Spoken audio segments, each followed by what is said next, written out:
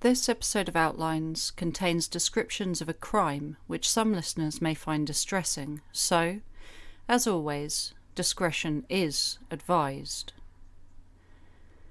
On the 26th of August 1967, a photograph was printed in the Reading Evening Post. The accompanying article led with the headline, "Beenham Murder Barn Burnt Down." In the image, which is moderately difficult to decipher through a faded black and white scan of the paper, you see the shell of a barn building. It has a corrugated tin roof and tin sides, but the struts appear to be wood, dark in the photograph and already showing signs of charring. Below them, daubed like a watercolour, you see the haze of grey smoke, and the flame, which is rendered no more than a bright white blur. In the foreground lies hay, still unscathed by the fire, which would soon burn the whole place to the ground. After what had occurred there, less than a year ago, on Friday the 28th of October 1966, the owner, Winston Jagger of Hall Place Farm, the land on which the shed was located, told the paper, "I'm very happy to see it go. Memories of the murder linger on, and I am reminded of it every time I go into the barn." Although the cause of the fire was claimed to be the explosion of a stacking machine petrol pump, a member of the Jagger family was quoted as saying, "Something from somewhere has been sent to do this. It is very queer." The fire at the barn, or cowshed as it was sometimes called in articles, could be seen to draw a symbolic line under the events of the previous 10 months. Months which would see more murders than the small village of Beenham in Berkshire had witnessed in the previous 300 years. But what had happened there on that late, cold October evening in 1966 was yet to be solved.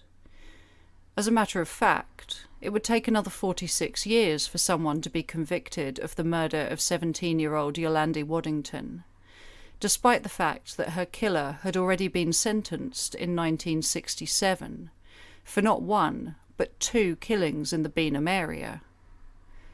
Looking back now, it's easy to ask, how wasn't he convicted sooner? But to answer that, we need to ask ourselves, if we lived in a small, tight-knit community where everyone knew each other, would we suspect our neighbours of murder, or would we too be tempted to look outwards and seek answers elsewhere?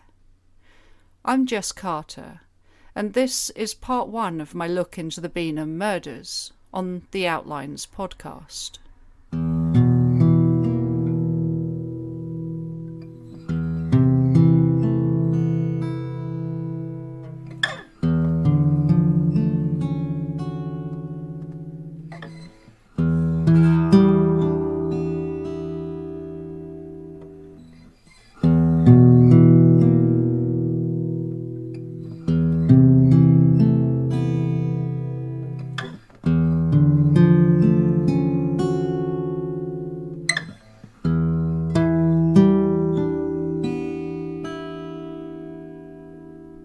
Yolande Waddington was born in the district of Maidstone in the summer of 1949 to parents Beryl and William Waddington.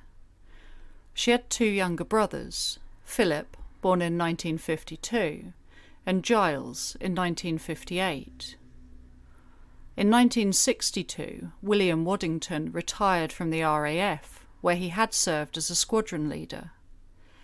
Following his military retirement, William studied at Culham College of Education near Abingdon in Oxfordshire, before taking up a post at Hungerford's John of Gaunt Secondary School in 1964. 2 years later, he left that post to move to Kennet Secondary School in Thatcham in Berkshire, where he taught maths and French. Between 1962 and 1966, the family settled down in Greenham Road in the market town of Newbury. Between 63 and 65, Yolandi attended school at St Gabriel's in Sandalford, 2 miles away from the family home. After leaving school, she reportedly did a few jobs, including working as a petrol pump attendant at a filling station in Newbury. She didn't overly enjoy the work, and her mother, Beryl, didn't like the idea of her daughter being a pump attendant. Yolandi was by all accounts a typical teenager. Her friend Angela told the Reading Evening Post that she was generous and warm-hearted. She loved running around on motorbikes and cars, but she would do anything for you. Angela also added that ginger-haired Yolandi was also very popular with the boys. She was a member of several youth clubs and enjoyed dancing, paying bi-weekly visits to a local dance hall. Until August of 1966, Yolandi was engaged to her boyfriend, 18-year-old trainee architect David Saunders. A neighbour remembered her as being a most attractive girl, going on to say she would talk to anyone. She was learning to drive a car, and I think it was her new boyfriend who had given her some lessons. She had bought herself an old car. The new boyfriend was Philip Swain, reportedly 10 years older than Yolandi, and a storekeeper in a Newbury garage. In the autumn, Yolandi, who Philip said wished to be a children's nurse, found new employment at Oakwood Farm in the nearby village of Beenham, where she would be caring for the 18-month-old daughter of the farmer, Peter, and his wife, Rosemary Jagger. The couple, who had previously employed a few European students as short-term au pairs, hired Yolandi in October of 1966. A forecourt attendant at the garage where she worked remembered that she was a bit worried when she left the filling station, but that she'd come to visit a few days into her new job, and that she was thrilled with it. She apparently thought the Jaggers' younger daughter to be really sweet, and was, perhaps not entirely accurately, boasting that she was allowed to stay out until 2 a.m, which was much later than when she was at home with her parents. Her employer, Rosemary Jagger, in turn said that Yolandi was a nice girl with a good background. After the murder, Rosemary was quoted as saying, "She was a good mixture, fairly quiet in some ways and fairly adventurous in others. I would say that she was the typical young lady of today. She was learning her new job fast, and I think she was going to be quite good." The forecourt attendant at Yolandi's filling station job called her high-spirited, saying she would backchat to any of the customers who tried to rib her. All accounts of Yolandi suggest that she was a confident, happy 17-year-old girl who was starting to explore her options in life. During her first week at Oakwood Farm, which began on October the 23rd, she started to settle into the pace of life in Beenham. On Thursday the 27th of October, when visiting Newbury to see her parents, she told her friend Angela that the people she had met were very nice to her. Rosemary Jagger remembered that on the Tuesday evening, Yolandi had surprised she and Peter by saying she wished to go for an evening walk down the remote farm road which led from their house. She claimed she liked a breath of fresh air in the evenings, and Mrs. Jagger said she seemed quite used to doing it. The following evening, the same occurred again, and Rosemary said, "She suddenly surprised me by coming in with her anorak on and saying she was going down to Aldermaston. Of course, I was amazed to think she wanted to walk 2 or 3 miles in the dark all alone, and I told her that while she was with us, she was our responsibility, and she was not to go out on her own. However, later that evening, the Jaggers changed their mind and agreed that she could go out in the company of another girl, a German au pair called Elizabeth Roche, a language student at the Sorbonne, who had stayed at the farm for a month during the summer holidays. The 2 girls walked together down the dark, remote and winding track into Beenham until they reached the Six Bells public house. One punter remembered them that evening, seated at a table in the pub for a while, before they headed home to Oakwood Farm.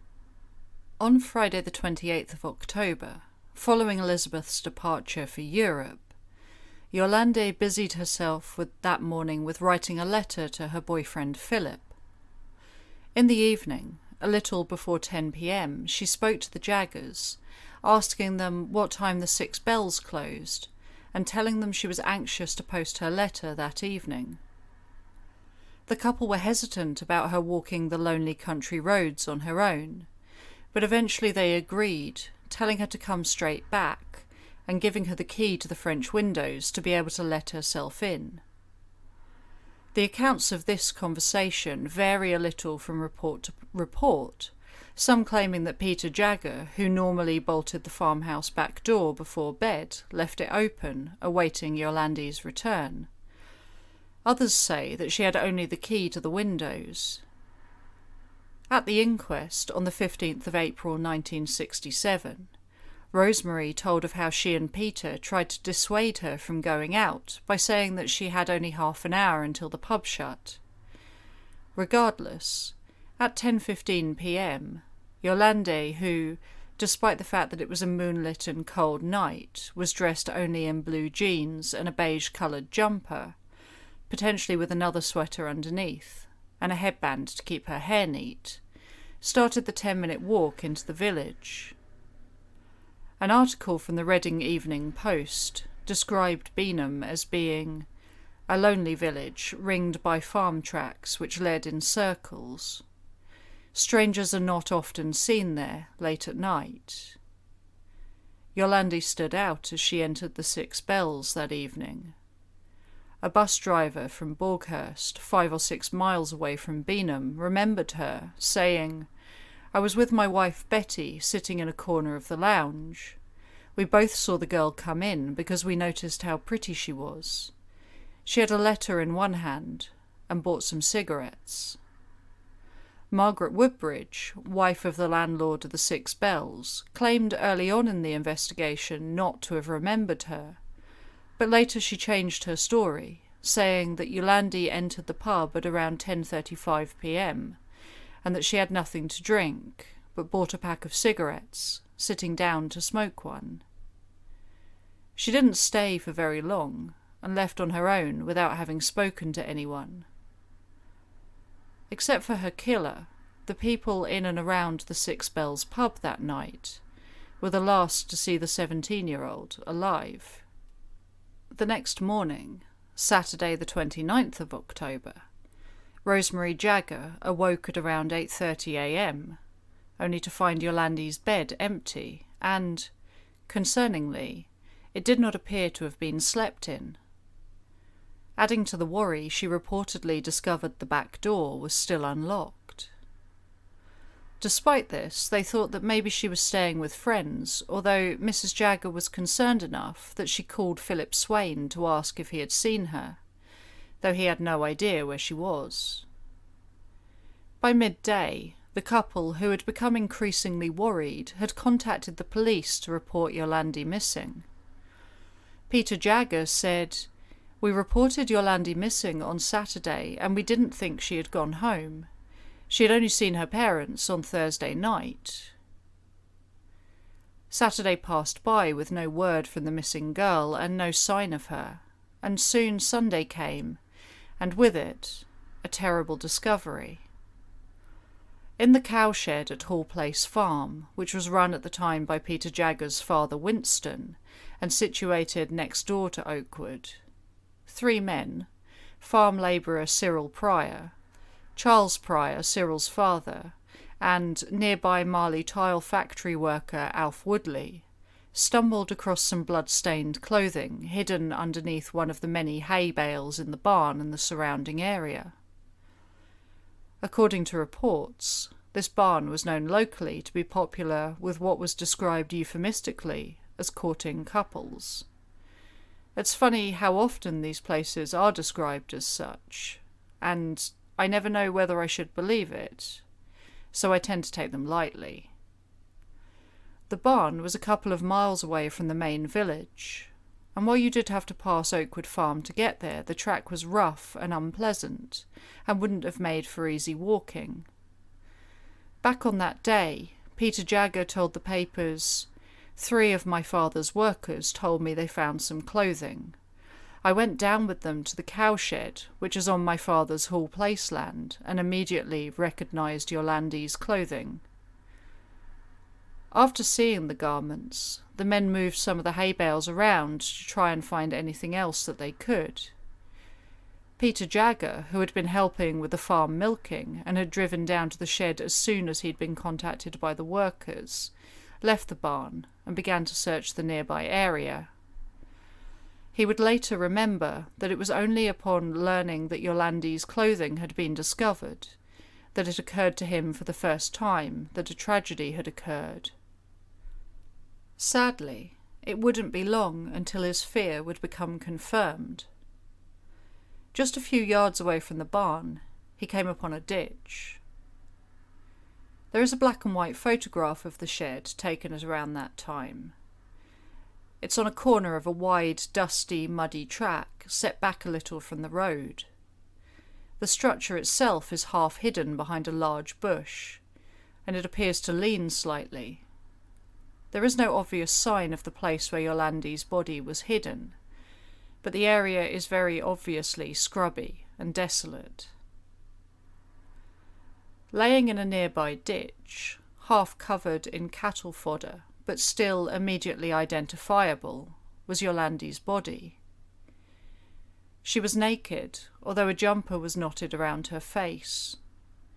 It was revealed after the post-mortem, which was performed by well-respected Home Office pathologist Keith Simpson, alongside pathologist Anthony Branford, that her cause of death was strangulation by a coconut fibre baling twine ligature around her neck. Her wrists had been bound with the same type of fibre. Adding to this, she had been stabbed twice, both superficially, once in her front and the other from behind, just below her left shoulder blade. Despite the early news reports, which were obviously playing a little guesswork with the particulars, there was no sign that she had been sexually assaulted.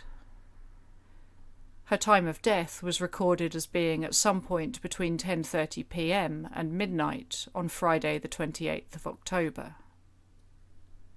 It fell to Yolandi's father, William Waddington, who was by this point beginning to appear tired and strained, to identify his daughter's body. In a statement given many years later, her brother Giles spoke about that day, saying, "My father has the most vivid and emotionally distressing memory of being escorted to the mortuary in Reading and having to formally identify his daughter's mutilated corpse. An activity that he wishes he had never had to perform, nor would wish anyone ever has to do." At the Waddingtons' house in Newbury, they had been busy with kitchen renovations. Part of the wallpaper was due to be removed to make room for the redecoration, and knowing this, Yolandi had been allowed to draw cartoons on the wall.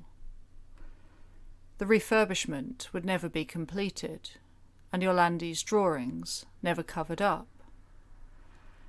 As William and Beryl Waddington sought to protect their two sons from the detail of their sister's murder, the family began to withdraw and close in upon itself. What happened to Yolandi was not a subject for conversation, and in 2012, Giles Waddington said that the event had caused emotional pain of an unimaginable scale to our family. As the Waddingtons attempted to privately cope with what had happened, police and press began to swarm the village of Beenham and the surrounding area. Early on Monday the 31st of October, Scotland Yard's Detective Chief Superintendent Wallace Virgo and Detective Superintendent Jim Boff, who had set up their base of operations at Newbury Police Station, visited the scene. Later, in 1977, Wallace Virgo would be jailed for 12 years after being found guilty of conspiracy and corruption, involving the taking of bribes from Soho pornographer James Humphreys.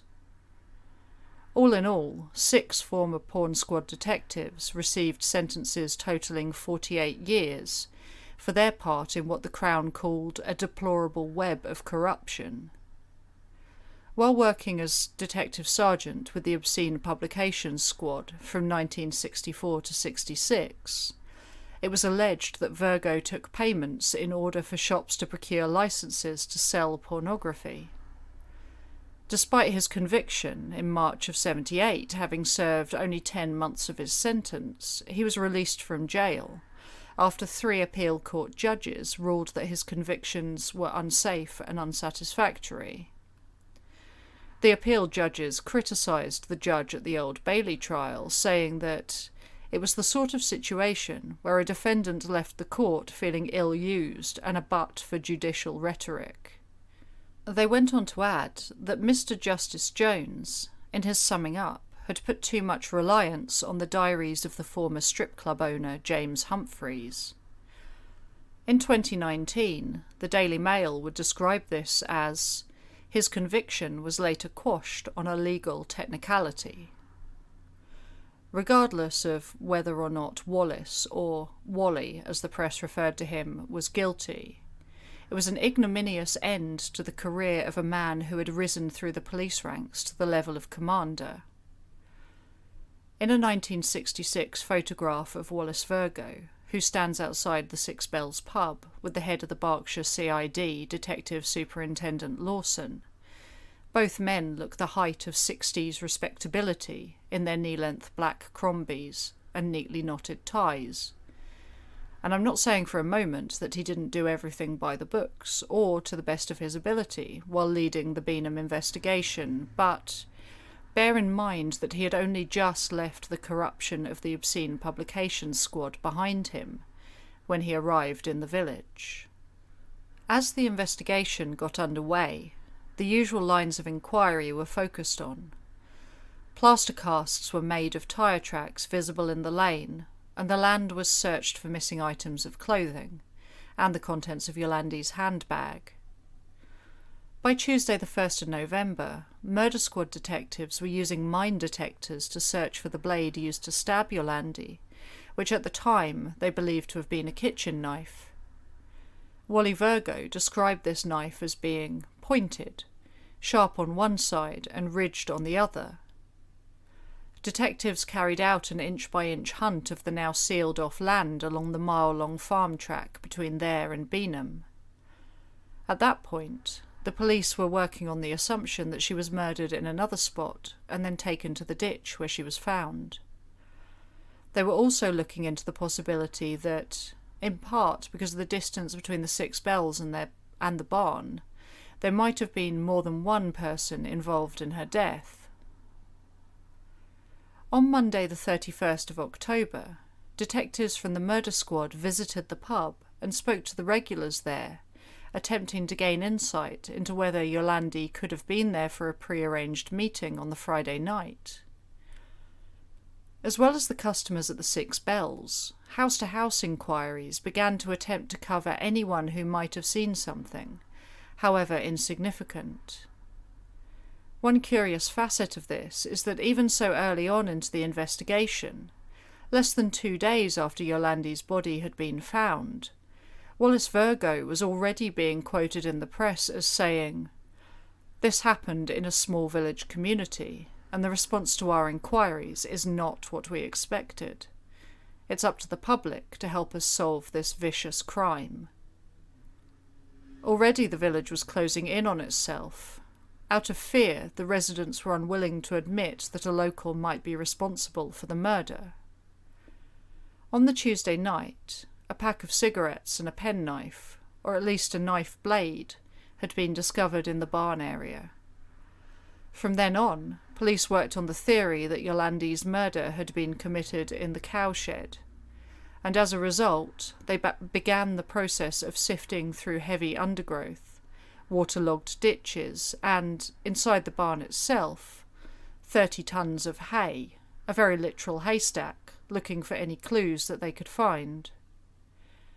Eventually, they discovered another pack of the same brand of tipped cigarettes, one of which was believed to have been purchased by Yolandi at the pub on the evening of her murder, as well as an earring, some loose change, and, close to the ditch itself, the keys to the Jaggers' French windows.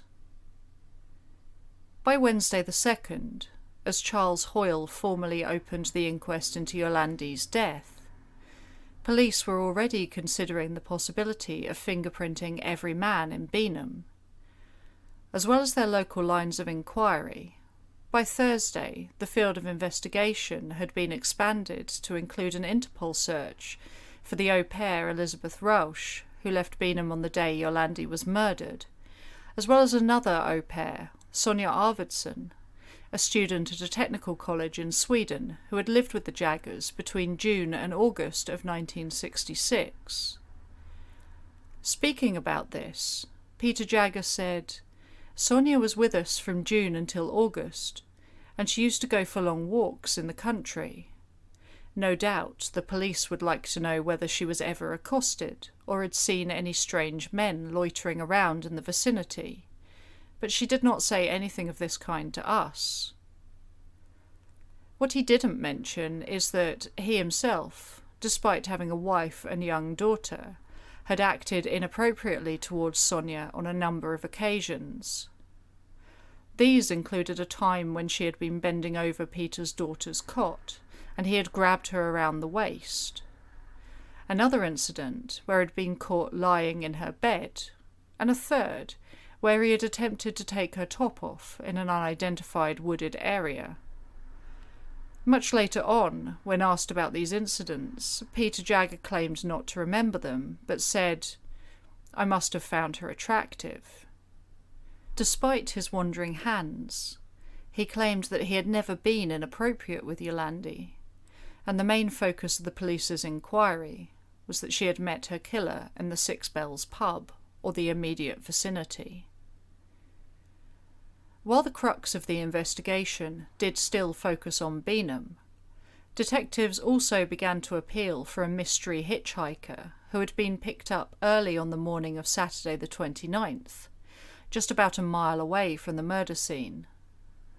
The man was headed to London, although he'd only been taken as far as Berkeley Avenue in Reading. From there, it was reported that he'd gotten a lift with a man driving a dirty brown estate car, which was over 10 years old and had the figures 479 or 749 in the registration. The driver of the car was 35 to 40 years old and wearing a Tyrolean trilby and a white rubber mac, which may have been too big for him. He had a small face, a slim build and a pointy nose. He reportedly dropped the hitchhiker at Marble Arch. A few days later, the driver of the car was actually traced to a building site in London, and he told officers that the man he gave a lift to was between 22 and 24 years old, with a thin build. He wore a suit in a mottled pattern and a light-coloured shirt with thin stripes. The man claimed that he was a former merchant seaman who had been down to visit his girlfriend in Newbury. Normally, he said, he'd have stayed the night with his girlfriend, but that day he was heading back to London to see his doctor the following morning. Eventually the man himself would come forward voluntarily, but it transpired that he was not the same man who'd gotten a lift to Reading that Saturday morning, and, despite police appeals, the second, more mysterious hitchhiker appears to have never been identified. As the weeks began to pass with no significant breakthroughs being made, wells in the area were drained and searched. Police performed a second round of house-to-house inquiries. Dance halls where Yolandi was known to frequent were visited, as were working men's clubs and pubs in the area. Superintendent Virgo warned the public to be aware that the killer may strike again, and appealed directly to the villagers, saying, "Please don't say that this murder doesn't affect you.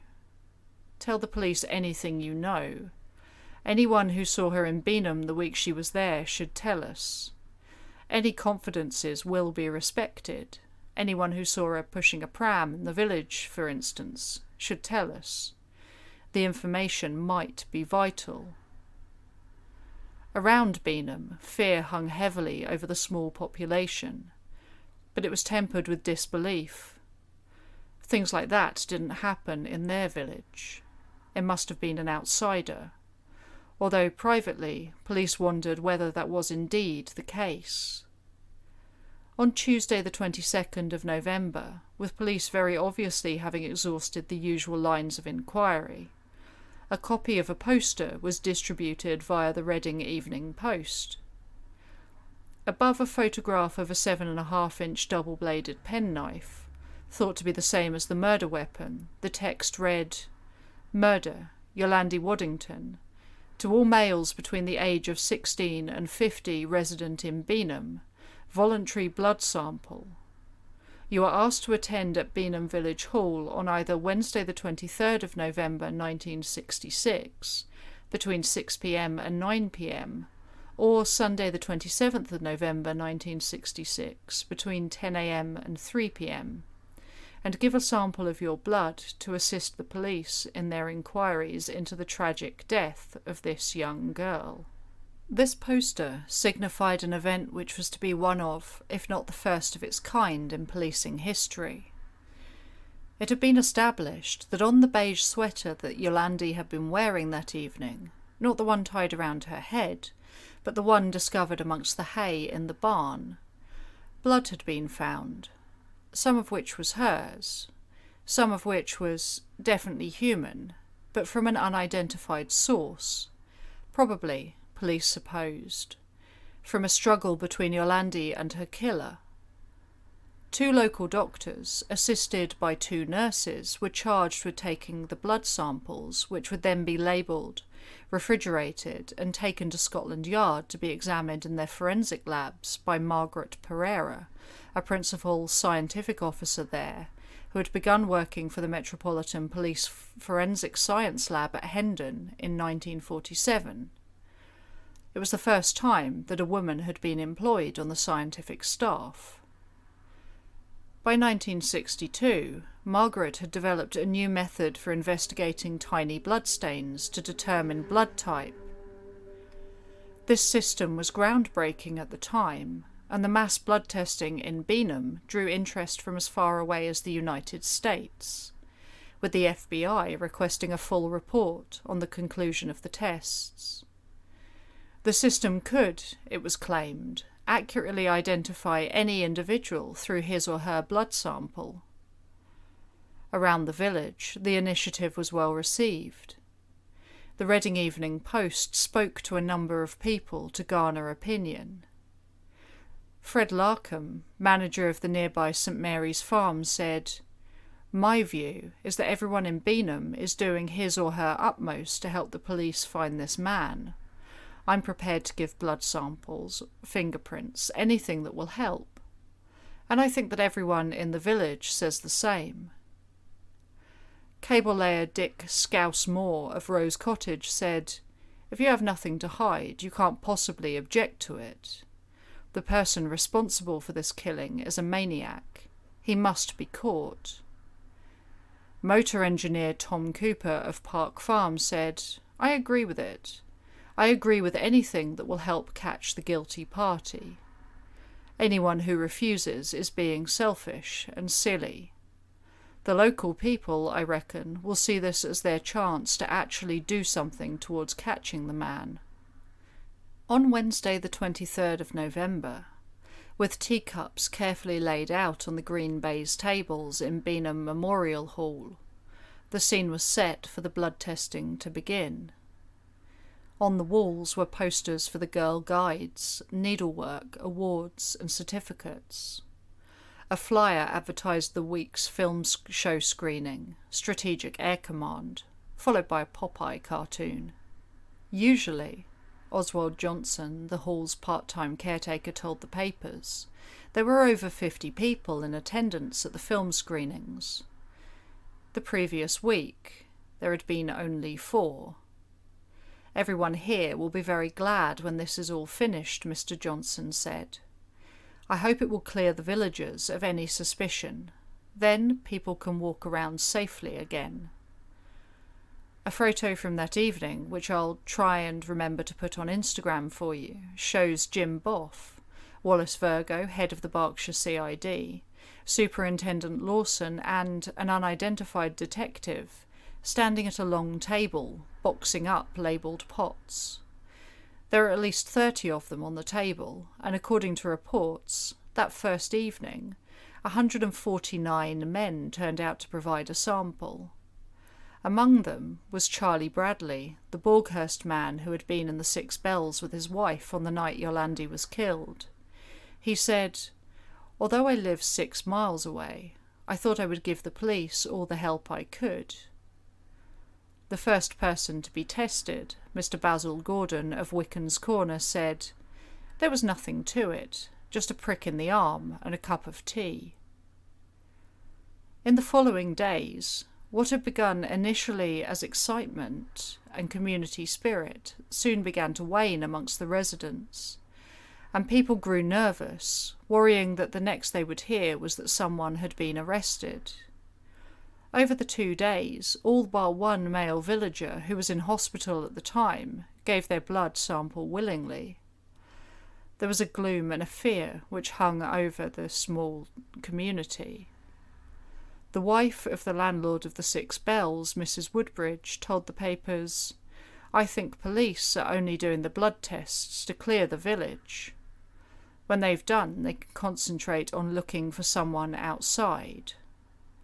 One local resident, Rose Rudrum, said, "You can't live for years among people without knowing if one of them's a maniac, can you?" While life in Beenham had already begun to move on, for the women of the village an underlying fear remained, one which they were hoping the testing would dispel. With many of the male residents away at work during the day, the women were left to worry about their safety. Mrs. Edith Weller, a recent widow, said, "I've never known a time like this. Me? Go out at night? Oh no. My daughter lives near Thiel, and I used to call around to see her some evenings. I don't any more. I stay here by myself with the house locked up." At Oakwood Farm, where Yolandi worked, Peter Jagger claimed that his wife no longer felt safe walking down the path to her home. And neither, he said, did he, adding, "We were all relieved when the police decided to take the blood tests." The village was now quiet as death at night time. When the Women's Institute met in the evenings, they collected each other by car. The 2 women who chose to turn up on foot were deemed brave for doing so. People bought dogs to protect themselves, and few would leave their homes at night unless they had no choice. Weeks turned to months, and despite a couple of promising-looking leads, no more was discovered which could help the investigation. The blood testing yielded a match to 4 separate men, all of whom could be ruled out for one reason or another. The police were bewildered. All the clues seemed to point to the crime having been committed by a local man, and yet here was scientific evidence which all but ruled that out entirely. Despite the setbacks, investigations remained active, and at the end of January of 1967, one resident was quoted in the papers as complaining that police were still in possession of all of his work clothes. The man, Ronald Blissett, who spray-painted cars for a living, was forced to do so in his best suit, a charcoal grey single-breasted number. The police, he said, didn't believe that he had only the one suit. They in turn stated that his suit was taken to help us in our inquiries, and the inquiries have not yet been completed. In April of 1967, the inquest into Yolandi's death was concluded after hearing that almost 4,000 people in the area had been interviewed, and that, while the case would not be closed until the person responsible had been traced, police still had no evidence that would link someone to the murder. The jury returned their verdict, finding that Yolandi had been willfully murdered by person or persons unknown. The date was April the 14th, 1967. But just 3 days later, on April the 17th, 2 shocking murders would occur in the Beenham area, and this time there could be no doubt that the culprit was local. This is where I'm going to leave the episode. Part 2 will be out in a couple of weeks' time, and I hope you've enjoyed this part and allow me the inclusion of a few solved cases in this series' episodes. Thank you to everyone who has supported me over the past few months on Patreon, including She Who Watches, Cynthia Rayleigh, Brett Spurden and Brian Hearn. If you wish to join them and get access to all the Patreon exclusive bonus episodes and other content, you can do so at www.patreon.com/The Outlines Podcast. Make sure to follow me on social media if you haven't already, and all the links are in the description box below.